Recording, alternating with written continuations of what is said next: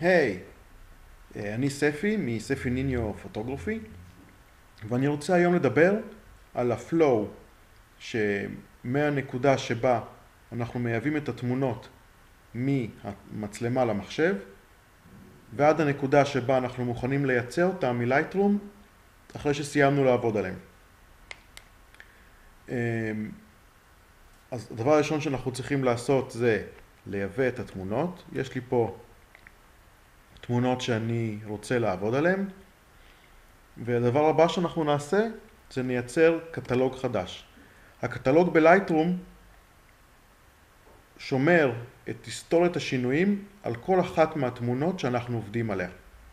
זה מידע שאנחנו רוצים לשמור בשביל שנוכל להמשיך לעבוד על התמונה מהנקודה שבה הפסקנו בשלב מאוחר יותר. אז למה בעצם לייצר קטלוג חדש ולא להשתמש בקטלוג אחד גדול, אחד ויחיד לכל התמונות שלנו? הסיבה היא שפשוט הקטלוג גדל וגדל וגדל, וככל שהוא גדל הוא נהיה איטי יותר ומסורבל יותר. ואם אנחנו שומרים קטלוג נפרד לכל אחד ואחד מהסשנים הצילומיים שלנו, כל ספרייה בנפרד יש לה את הקטלוג שלה, אז הקטלוג נשאר ממוקד, קטן וממוקד, והוא עובד יותר מהר ויותר קל לנהל אותו. אז אנחנו בתוך הספרייה של התמונות נייצר קטלוג, פשוט נקרא לו קטלוג.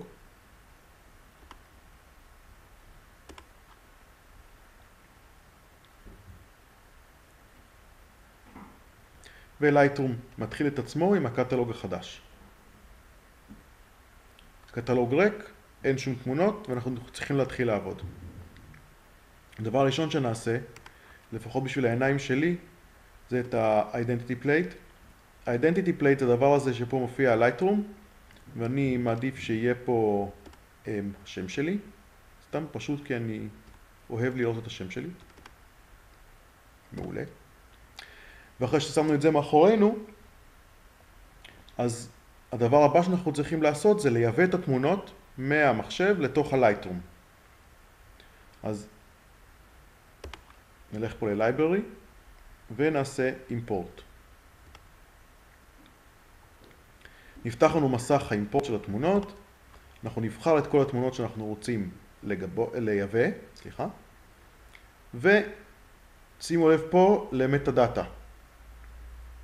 יש פה כמה דברים שאנחנו יכולים לעשות תוך כדי האימפורט. אחד מהם זה להכניס מטה-דאטה.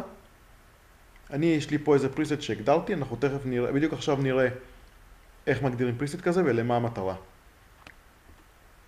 אז בעיקרון, הפריסט של מטה-דאטה מכיל המון שדות, ואני הגדרתי, צריך לבחור אותו, אני אבחר את הפריסט שאני הגדרתי, ונראה שכל מה שאני הגדרתי זה את ה-copyright, את השם שלי בתור היוצר ואת האימייל.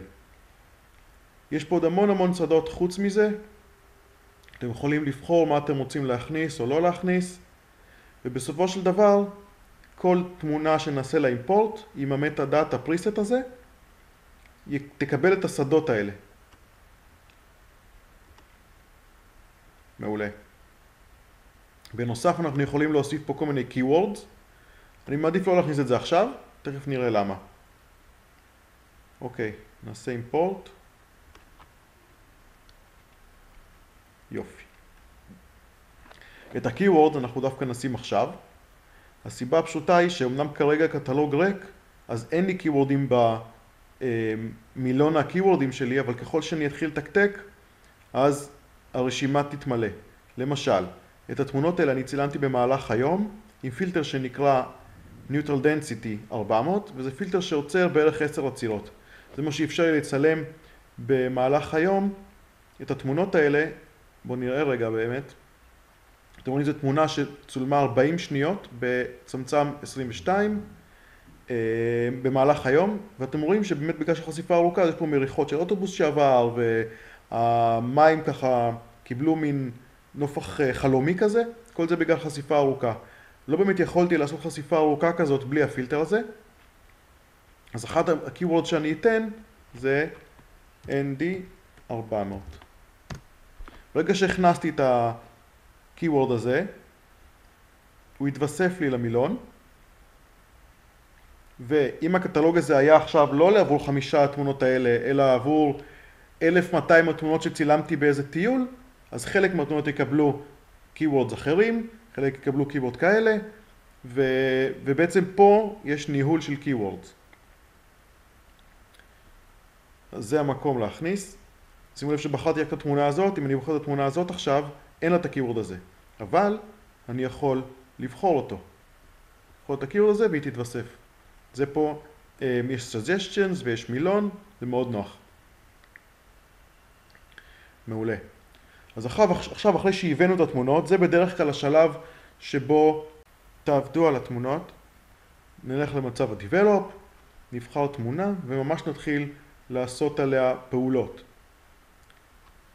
כרגע לא ניכנס לזה, לא שאין פה מה לעשות, פשוט כרגע זה לא הפוקוס. ועכשיו אנחנו רוצים, נגיד שסיימנו לעבוד על התמונות, ואנחנו רוצים לייצא אותם מלייטרום, ואנחנו רוצים ווטרמרק. בואו נלך לייצר ווטרמרק הזה. נלך לפוטושופ, נייצר קובץ חדש, נשים לב שפה ה-background הוא transparent, זאת אומרת שקוף. הגודל כרגע שמתי 100 על 200, זה לא כך משנה, אתם יכולים לשחק עם זה אחר כך. אני פשוט רוצה לשמור על זה כרגע יחסית פשוט. אוקיי? למשל, נכתוב פה ספי ניניו. מעולה. נזיז את זה טיפה, שנראה מה כתוב. יופי. אפשר כמובן לשחק עם הצבע, עם הגודל.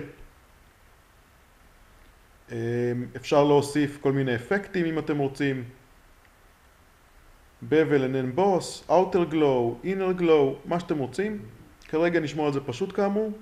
מה שכן אני רוצה להוסיף, זה לתת לכם איזה טיפ קטן על איך, נגיד, זה לקופירייט. אז אני רוצה להוסיף את ה-C עם העיגול הזה של הקופירייט. אין לי אותו למקלדת. אז יש פה טריק קטן. מה שעושים זה, לוחצים על Alt ומתקתקים 0, 1, 6, 9, ומופיע לנו הסימן של הקופירייט. אם למשל היינו רוצים את הסימן של טריידמרק, אז אותו דבר, לוחצים על Alt, אבל לוחצים 0, 1, 5, 3, ומופיע הסימן של הטריידמרק. אם אנחנו רוצים את הסימן של R עם עיגול, שזה נדמה לי רזרב, אני לא זוכר בדיוק מה, בכל מקרה לוחצים על Alt ו-0, 1, 7, 4, ומופיע הסימן הזה. כרגע אנחנו רוצים להישאר עם C. מעולה, נאשר את זה. וזהו בעצם, אפשר למקם את זה בפינה, ונשמור את זה כקובץ PNG, ונקרא לו watermark. Save. מעולה. בואו נחזור על Lightroom. עכשיו מה שנשאר לנו זה לייבא את הווטרמרק הזה שיצרנו לתוך Lightroom. Edit Watermarks. ופה אנחנו יכולים כבר את הפריוויו של התמונה. נעשה Choose ונבחר את Watermark. כבר אנחנו רואים אותו פה בקטן. ויש מספר דברים שאנחנו יכולים לעשות. אנחנו יכולים לשחק עם הגודל שלו, או שהוא תופס את כל המקום שהוא יכול, במקרה הזה לרוחב, זה פיט. פיל ימלא, הוא ינסה למלא את כל התמונה, זאת אומרת אומרים שהוא עכשיו הוא הכי גדול שהוא יכול בגובה וגולש ברוחב. שניהם מן הסתם גדולים מדי לטעמנו למקרה הזה, אז נבחר פרופורשיונל ונגדיל אותו טיפה שיהיה סולידי. אוקיי, עכשיו זה בולט, זה שחור, זה כהה, אפשר לשחק עם מידת השקיפות שלו. 0 שקוף לגמרי, 1 100 לא שקוף בכלל, מה שבאמצע, באמצע. אני חושב ש50 זה מקום טוב להיות, 50%. ועוד משהו שאנחנו יכולים לשלוט בו זה העוגן שאליו הוא יוצמד הווטרמרק, יש לנו פה גריד של 9 על 9, כל אחד זה מיקום שונה. בואו נשאיר את זה כרגע בפינה השמאלית התחתונה. אוקיי, ועכשיו כל מה שנשאר זה לשמור את זה. אפשר לשמור כמה גרסאות. גרסה אחת עם opacity 50 וגודל של 22%. אחר כך, ונשמור אותו. נעשה save ונקרא לו watermark.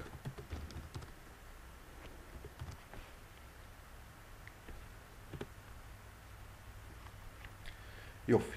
נוכל עכשיו לעשות watermark נוסף עם אותו התמונה ששמרנו בפוטושופ, עם opacity 70% וגודל יותר גדול, שהוא דווקא בפינה הימנית העליונה. לא יודע למה אני ארצה את זה, אבל זה אפשרי. ונוכל לשמור אותו, או לעדכן את מה ששמרנו, או לשמור אחד חדש.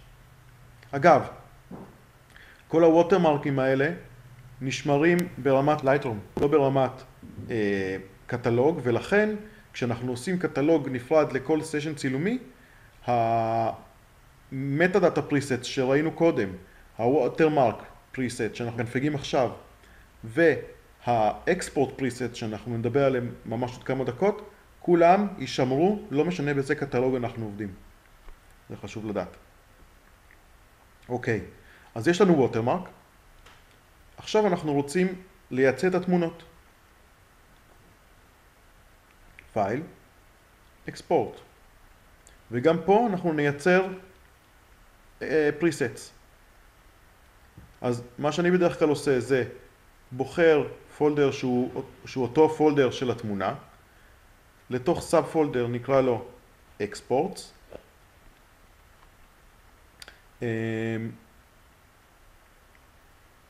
נשמור את זה ב-JPEG Quality 100. אני רוצה לעשות resize על הצד הארוך ל-1000 פיקסלים.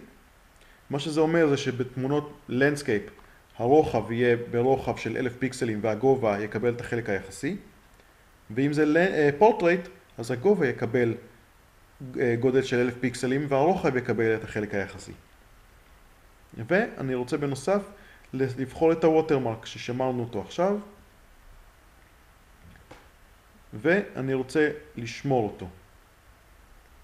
add, ונקרא לו, אני יודע, export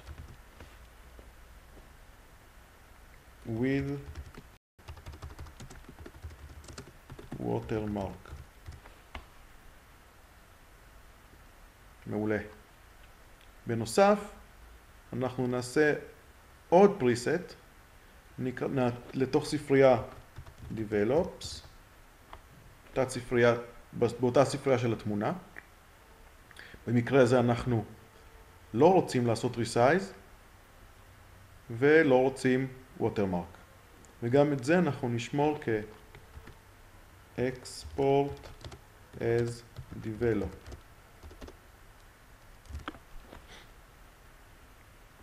יפה. זהו, נסגור את זה. ואז כל מה שאנחנו צריכים לעשות זה לבחור את כל התמונות, לעשות פייל, export with preset, ולבחור את export as develop. Lightroom מתחיל לעבוד, וכבר ברקע אנחנו יכולים לראות שנוצרה ספרייה develops, ובתוכה התמונות בגודל המלא שלהם, בלי watermark, בלי resize, פשוט גרסת JPEG של התמונה שעליה עבדנו ברואו בלייטרום. בנוסף, פייל, export with preset, export with watermark. שוב, לייטרום מתחיל לעבוד, ומאחורי הקלעים כבר אנחנו נראה שיש לנו ספרייה נוספת, exports, ופה יש את אותם התמונות, אבל מוקטנות, ועם watermark. נפתח אותם נראה, הנה מופיע watermark. ושוב, בלנדסקייפ הרוחב הוא 1000 והגובה הוא חלק יחסי, בפורטרייט הגובה הוא 1000 והרוחב הוא הגודל יחסי. מה שקיבלנו בסופו של דבר מכל התהליך הזה, זה שיש לנו בספרייה אחת, כמקשה אחת, את תמונות הרואו, את הקטלוג שמכיל את כל השינויים שעשינו על תמונות הרואו, בשביל שנוכל להמשיך בשלב יותר מאוחר לעבוד ולהמשיך מאותה הנקודה. ספרייה Develops, שזה התמונות מיוצאות בגודל המלא שלהם, אם נרצה לשלוח אותם ללקוח, או או להגדיל אותם, להדפיס בהגדלה בשבילנו. וספריית האקספורט, שהיא מכילה בעצם את אותם התמונות מוקטנות, אם נרצה לשלוח לאיזה לקוח ולא נרצה, לפני שהוא שילם, או אם נרצה לשים את התמונות באיזה אתר או בפייסבוק, ונרצה לשמור את הקופירייט שלנו. ואת כל זה כמקשה אחת אפשר לגבות, אפשר לשמור על הדיסק, וזה נותן לנו להמשיך מאותה הנקודה. זה הכל, אני מקווה שזה עזר למישהו. אל תשכחו להיכנס לפייסבוק שלנו, ספי נינו פוטוגרפי, ולשאול שאלות. אתם יכולים לשאול שאלות גם במייל, sefiphoto@gmail.com. יכולים להיכנס לערוץ היוטיוב שלנו. נשתמע.